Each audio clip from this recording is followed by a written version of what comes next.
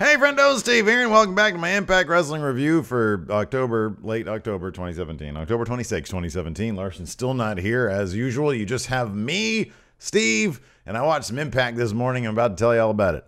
I just took a shower. That's why my hair looks like it's not been done. Anyways, I thoroughly enjoyed this week's episode. It ended with one of the coolest little spots I've seen in wrestling, certainly in Impact Wrestling. My only complaint with the episode this week was that there was nothing in the women's division. I was sad about that. I miss my Sienna. I want Sienna to be on the show every week, all the time, in the main event.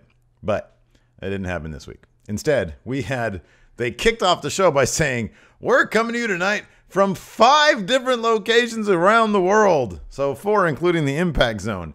I thought that was great. I'm all on board this whole sort of loaning out wrestlers for matches in exchange for footage of their matches to kind of further the Impact storylines.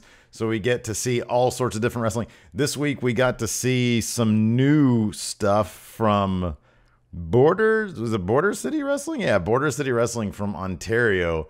I thought it was fantastic. They had Border City Wrestling. I think I've heard of Border City Wrestling before. I've never seen any, and I thought it was great. You get like 4 different kinds of matches, well, 5 including the Impact Zone, from like different parts. I think it's a great idea. I'm trying to remain positive. So we're only a little over a week away from Bound for Glory. I think next week is the go-home show for Bound for Glory. I think. I wonder if it's just going to be like a big recap show. They could probably totally get away with that. Anyways, we had a recap. Oh, so we begin in AAA promotion in Irigato, Mexico, where we got a recap of what happened last week, where EC3, Eddie Edwards, James Storm, Tejano, and Phantasma were all in a fatal 5-way match. Man versus, it didn't really make a lick of sense. But this week we actually did something. We got something that actually did make some sense. It was a tag team match with EC3 and James Storm versus Tejano and Phantasma. The problem is, when they're in Impact, when the Impact Zone, apparently Tejano and Phantasma, because they're both from AAA, have to act like they're on the same page because they're from the same promotion. But when they're actually in AAA, apparently they are enemies. They're not on the same page with each other. So this tag match did not work in their favor. Sure enough, James Storm ended up getting the pinfall on Tejano, Phantasma, one of them, I forget who, and got the win. It was kind of funny during this match. Tejano and Phantasma busted out like a big rope and started attacking James Storm with it, and the ref didn't do anything. The ref looked, I'm not going to say shady because that's rude, but the ref looked like he might have been susceptible to bribery, perhaps, to shenanigans, maybe. But I don't know. I don't care. It was fun. It was a match down in Mexico. It was awesome. Next up, we're back at the Impact Zone, but we're like backstage, and Eli Drake is like lurking sort of in the shadows on his phone. It's funny because, so I've got this iPhone case. He has a spec one, like the black and white. They got like little rubber grips on it. I used to have that, and they break. I'm not gonna say super easy, but they break relatively easy. And that's what he has. I'm like, oh, he went to the clearance shelf. That's great. Anyways, Dutch Mantell was back. I don't know where he's been. He was eavesdropping on Eli Drake, and he said, hey, Eli. And Eli was like, what? I'm on the phone. He says, listen, you've been missing all these media appearances. What's up with that? And Eli Drake was like, you have 58 other guys in this company who do media appearances. I'm the world champion. I'm thinking to myself, don't you want to do media appearances? That's how you get your face out into the world. That's how you boost your leverage with the company. But apparently Eli Drake, this episode, his main thing was he doesn't like to do media appearances. So there you go. Next up we had, so after that we had Dutch Mantell. I guess we went to commercial, came back. Dutch Mantell is now sitting in Jim Cornette's chair in the GM's office. Him and Scott D'Amore are having an argument because Dutch Mantell is saying, look, this guy's not doing any media appearances. We should withhold his pay. And Scott D'Amore said, no, man. He literally says, he said, we have to pay people. We're doing so good right now, which is a great kind of reference to the fact that they had a hard time paying people under the last ownership group. And so Scott D'Amore is like the guy who actually, he's like, dude, we have a history of that. Jim Cornette comes in and he starts echoing the exact same things Dutch Mantell was saying. It's kind of fun watching these two guys sort of, banter back and forth, Dutch Mantell, Jim Cornette, because, they have such a long history together going back in the business, like, hundreds and hundreds of years. But so that was a little comedic moment right there where Cornette then is complaining also about Eli Drake in the exact same manner, saying he should withhold his pay. Scott D'Amore says, okay, I'm out of here. Next up, we're back at Border City Wrestling in Ontario with OVE. They're taking on some guys named Phil Atlas and Brett Banks. And anybody who knows me knows I'm a mark for indie wrestlers who I've never heard of and will probably never see again. They both were totally fine. Hopefully one day they'll land somewhere with a bigger profile. I don't know. I thought it was great. OVE totally went over, although there was a decent story being told. Once again, which one is the blonde Christ brother? Dave? I think it's Dave. Is Dave the blonde one? Dave Christ. No, okay, Jake. Jake is the blonde one. Well, I had a 50-50 chance. Atlas and Banks kind of it took out Jake fairly early in the match and teamed up on Dave. But eventually Jake came to, and Dave was able to reverse a Hurricane Rana attempt off the top rope, and into he got Brett Banks, I think, into like a tombstone position, and Jake Christ came off the top and stomped I don't know. It was a cool move. It was a neat move. Like, either you're gonna watch it or you're not. My commentary is terrible. Anyways, yeah, they did like a Melter driver type thing where it's like a tombstone, but the other guy's like stomping from the top. Next up, we had Stephan Bonner giving like a promo interview thing. He's, of course, talking about when him and Moose attacked America Top Team. I'm still not sure what his motivation necessarily was for helping out Moose beyond them just being friends. Maybe that's it. I'm assuming Stephan Bonner works out with a different a rival to America Top Team, perhaps. I don't know. After that, Eli Drake, he's backstage again, sort of lurking. There's like a lot of shadows and some crates. He's on his phone again. He seems like he just doesn't want to be found by anybody. And some guys come up to him, some production guys come up to him and say, hey, Eli, you have to do a 45-second interview. It's really quick. It's going to be 45 seconds. And Eli Drake is like, I don't want to do that. I'm busy. I'm on my phone. And I'm like, does he have like a fear? Does he have like social anxiety or something? Does he have like a problem? Yeah, what is it called when you get up in front of a large group of people and you have to like talk? Like, he's got fear of public speaking. I don't know what his deal is in this episode. Anyways, next up we got Pro Wrestling Noah. Oh yeah, next up we're in Japan for Pro Wrestling Noah. This is a cool match. It was Eddie Edwards versus Marufuji. Commentary did a really good. I like Jeremy Borash and Josh Matthews. I think they're decent on commentary. They put over Marufuji, saying that he beat Okada in last year's G1 tournament, which is really impressive. I don't know why. I could look this up, but I'm curious as to why Marufuji ended up leaving New Japan and going to Pro Wrestling Noah. I don't know. Maybe it's for the money. I don't know. But in any event, it was a cool match. It was actually a really, really fun match. Marufuji landed some really, really scary looking suplexes on Eddie Edwards. Like, one of them almost dumped Eddie Edwards on his head. Then we had a super kick party from Marufuji. Marufuji at one point tried to springboard in. Eddie Edwards countered with a kick, and then he tried a suicide dive. Marufuji countered with a kick on that one. At one point, Marufuji dragged the mats away, so it was this exposed, thinner mat underneath. It wasn't concrete. There's a really, really cool segment where Eddie Edwards did like a suicide dive onto Marufuji, but he launched himself and he almost landed on his friggin' head, like over the barrier. It was really cool. It was a neat spot. It was a really, really good match. Eddie Edwards ended up going over. They shook hands at the end. It felt kind of like a big deal match. It was pretty neat. I liked it. Next up, Eli Drake finally had to give his interview. Again, it was backstage, lurking in the shadows with Mackenzie. Is that her name? And he was just being kind of rude. He was like, I don't really want to do this. I don't know if that's going to be like a story or something of him not wanting to do interviews. Next up, Laurel Van Ness is in the Impact Zone crowd. She has some champagne glasses. She's like a mess again. She has her lipstick everywhere, so you know she's a mess. And I don't know. I think they were trying to get across that she was trying to like find another guy to marry her.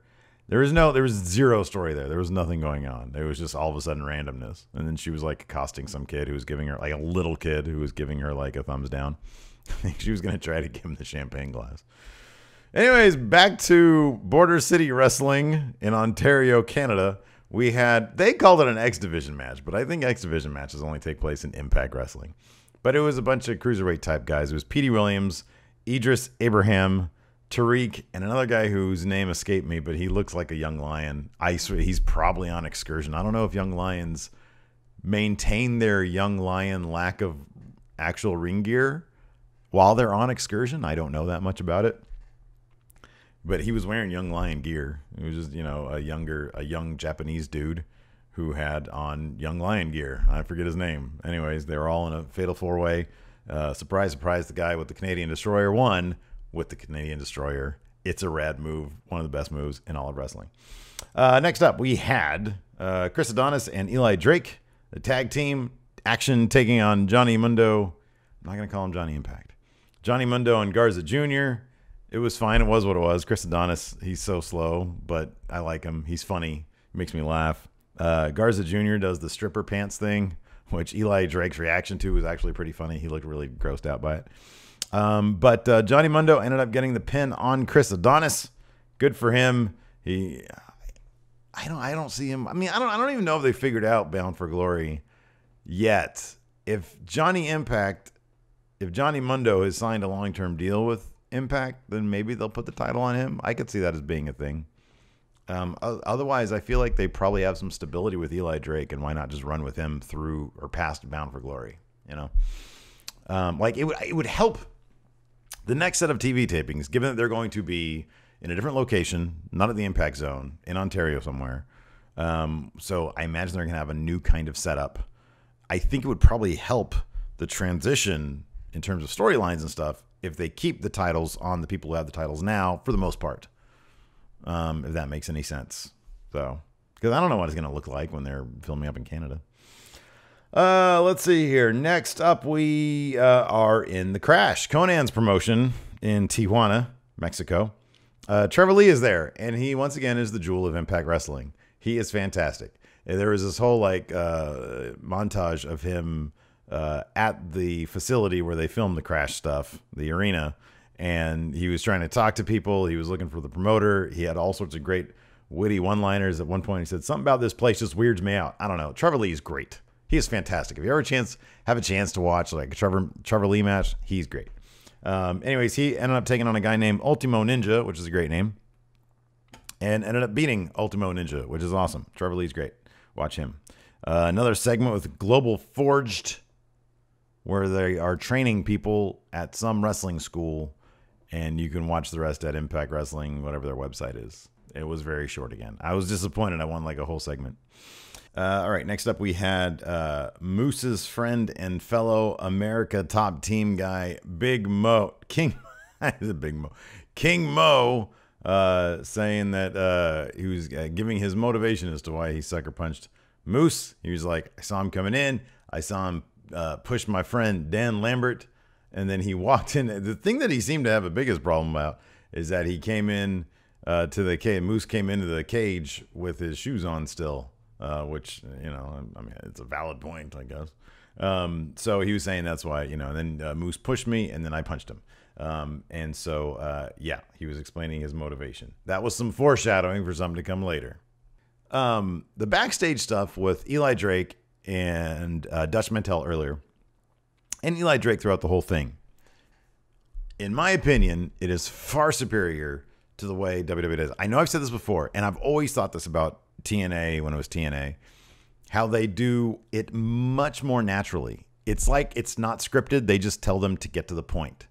It is so much more effective and makes the characters so much less stiff and cardboard-like for them to show up at a taping and say, here's your script. You got 30 minutes to memorize all these lines. You have to say them word for word, which, as I understand it, is how it can be done in the WWE. TNA, I really get the feeling, if they're scripted, they're amazing. I don't think they're scripted. I think they just get from one point to the next and rely on the people to talk like normal people. And the cameras are all handheld. I mean, I know they are in the WWE too, but the lighting feels natural. It's such an improvement. It is so much better than the way they do things in the WWE. I mean, it reminds me of NXT. NXT kind of does the same thing. To a degree. Like, they'll do kind of fly on the wall type stuff. But mostly NXT, they do theirs like they're reporters or media people on the scene. But anyways. So next up we had, our main event, Moose versus Lashley. I was thinking to myself in the start, I was like, this should be a Bound for Glory match. Why is this not a Bound for Glory match? Lashley came out with American Top Team's Dan Lambert, and Moose came out with Stephen Bonner, which became very important later on. Anyways, it was a good match. People love Moose. I love Moose. Moose is like my favorite. It was a decent match, and then towards the end, Moose had the upper hand. He was preparing to really lay into Lashley and perhaps get off his finisher, whatever that is. Probably a powerbomb. I don't know. I don't know what Moose's finisher is. Is it a chokeslam? I forget. Is it a boot? I don't know. Anyways, before he was able to execute the finish of the match, Dan Lambert came in and hit him over the head with a trophy, which brought Stephen Bonner in, who then attacked Lashley after Lashley speared Moose, and Stephen Bonner hit a freaking discus rainmaker. He had him in wrist lock position. He unfurled him, the opponent, Lashley, and then he did a discus move, came back around, and gave a clothesline to Lashley. It was flippin' dope. It was amazing. How he pulled it off, I don't know. He probably had to practice a lot. And then he ripped his shirt off. It was amazing. It was fantastic.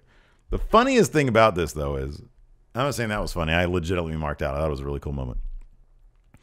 American Top Team runs they run off.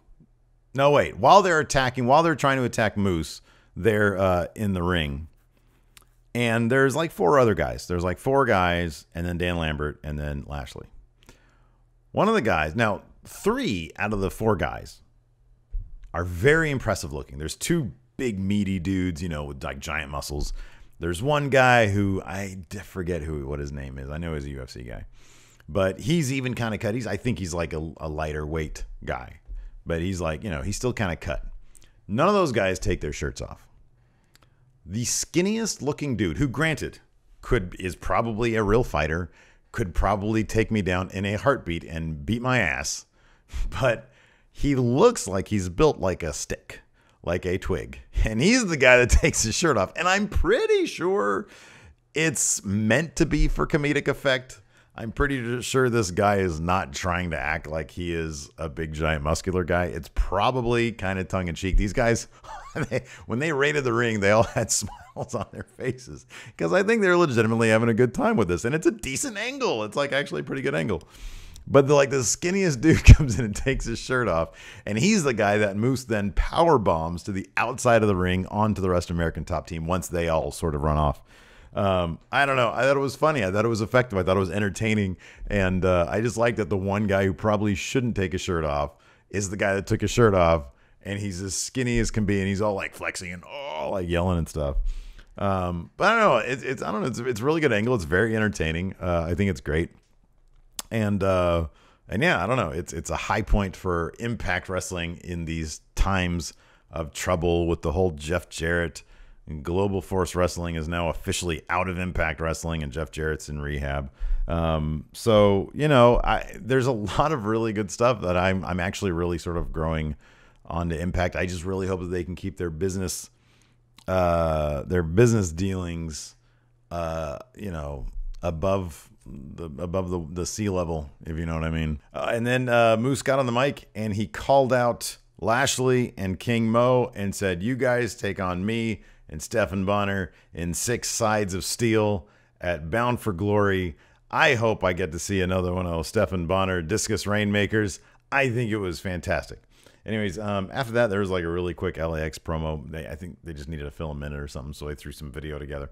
But yeah, that was it. I think next week is supposed to be like the go home. I don't know if they're going to do something special. I hope so. Yeah, but I maybe it'll just be a video package show. I don't know.